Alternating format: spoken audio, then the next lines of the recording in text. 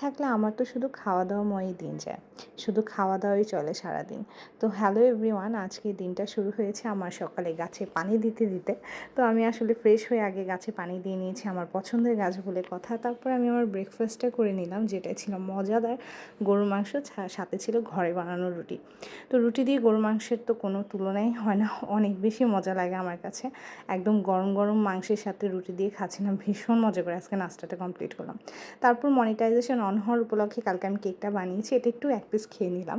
তারপর দুপুরে এই ভর্তাটা বানিয়েছি আমার হাতে, আর আমার হাতের ভর্তা নাকি অনেক বেশি মজা হয়, সেটা আমার আম্মুর কথা আর কি। তারপর এটা দিয়ে আবার ভাত খেয়ে নিলাম, আজকে দুপুরের লাঞ্চটা আসলে এটা দিয়ে করলাম। তারপর রুমে গেলাম একটু রেস্ট নিতে, গিয়ে দেখি আমার মেয়ে আমাদের রুমের এই অবস্থা করে রেখেছে। আসলে ঘরে বাচ্চা থাকলে এমনই হয়। তারপর রুমটা আগে ক্লিন করে নিলাম, তারপর ভাবলাম এবার একটু রেস্ট করি। তো আমার পছন্দের লাইটটা অন করে আমি বসেছি আমার পছন্দের ড্রামা দেখতে। কোরিয়ান ড্রামাটা আমার অনেক বেশি পছন্দ, রিসেন্ট আমি এটাই দেখছি।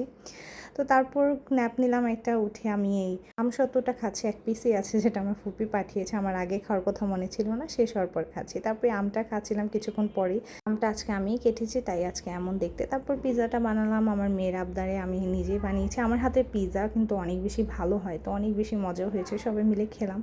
তারপর একটু পরে ফ্রিজ থেকে ঠান্ডা ঠান্ডা দই বের করে খেলাম, যেটা খুবই ভালো লেগেছে। আসলে দই ঠান্ডা ঠান্ডা খেলে কিন্তু অনেক বেশি ভালো লাগে। দই খাওয়ার পর আবার চলে গেলাম পপকর্ন ভাজতে, কারণ আমার মেয়ের ইচ্ছে ছিল পপকর্ন খাওয়ার। তো আজকে এই পর্যন্তই, কেমন লেগেছে ব্লগটা অবশ্যই জানাবে।